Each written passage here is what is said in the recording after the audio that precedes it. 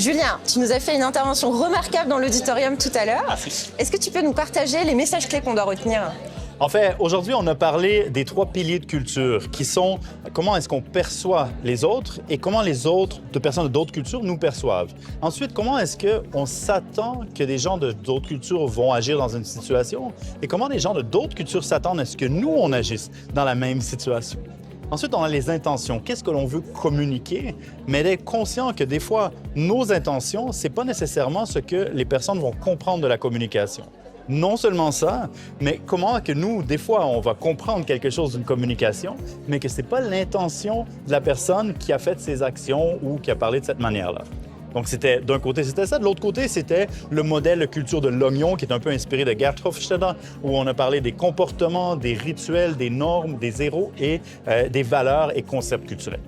Et pourquoi ces concepts-là sont justement, ce sujet est important aujourd'hui pour les entreprises? Parce que les entreprises deviennent de plus en plus internationales, non seulement à la maison avec leurs employés, on a une diversité et donc c'est très important pour les entreprises que les gens qu'ils ont employés, qui sont très divers, apprennent à communiquer et à travailler ensemble. Si on crée une diversité et puis les gens ne travaillent pas bien ensemble parce qu'ils sont très différents, il faut investir, si on investit dans la diversité aussi pour que ces gens soient capables de travailler.